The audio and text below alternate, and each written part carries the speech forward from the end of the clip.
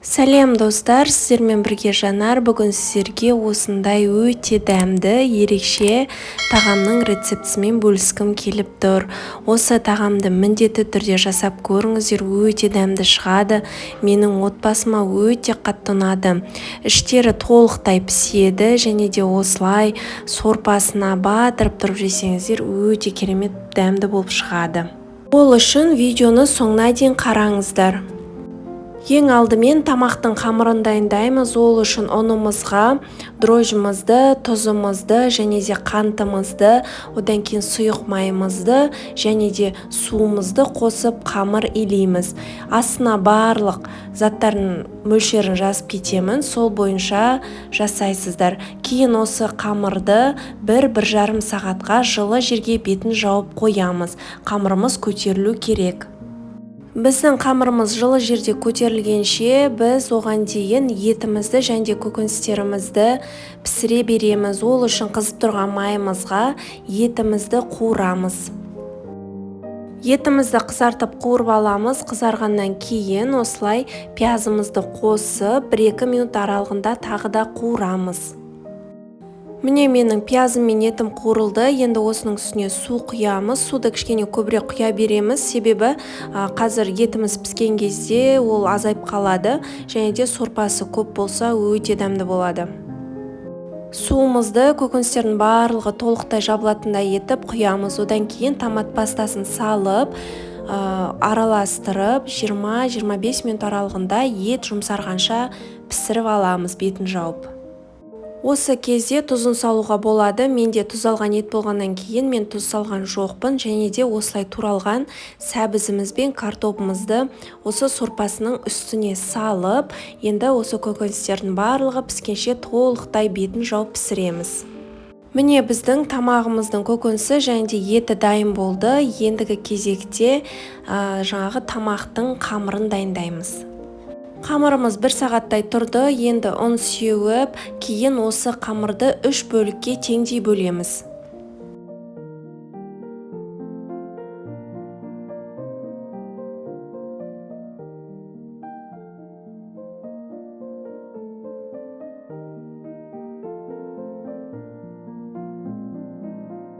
Міне біз қамырымызды 3 бөлікке бөлдік, бетін жауып қоямыз қалғандарын, және де кезек-кезек етіп осылай жұқа етіп жайып шығамыз қамырларымызды. Жайылған қамырымызды осылай сұйық маймен немесе сары майды ерітіп осылай ортасына жағып шығамыз. Кейін ортасына майланғаннан кейін осындай аскөк себуге болады. Мен осылай аскөк септім. Міндетті емес негізі, егер де болмаса, онда сеппей қойсаңыздар да болады. Кейін осылай ораймыз екіге, және де қалған бөліктердегі қамырды да дәл солай жайып, ортасын майлап, одан кейін аскөгімізді сеуіп, кейін осылай қайтадан ораймыз.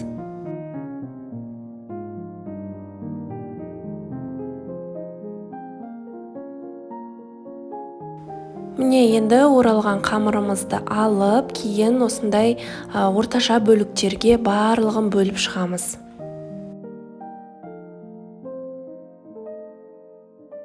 Міне біз бөліктерге бөліп шықтық. Енді осы бөлінген қамырдың екеуін алып, дәл видеодағыдай етіп, осындай шпажканы ортасынан бөлеміз.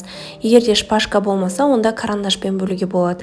Және де бөлінгеннен кейін осылай қолымызбен қамырды созамыз. Одан кейін осылай айналдырып тұрып, басып, кейін шпажкамызды суырып аламыз. Міне бізде осындай өте әдемі қамыр шығады. Енді қалған бөліктерінің барлығын осылай екі қамырдан алып, дәл осындай видеодағындай етіп қамырымызды түйіп шығамыз.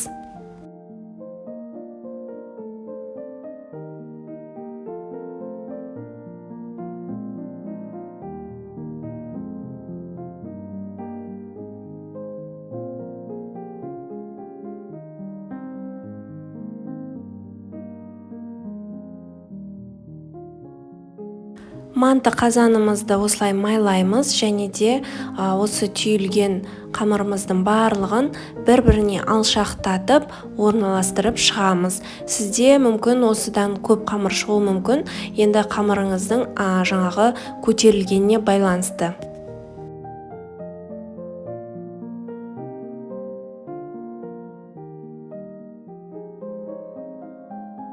Міне осылай қамырларымызды орналастырды, қатты бір-біріне жақындатпаймыз және де бетіне кішкене сұйық май жағып жібереміз.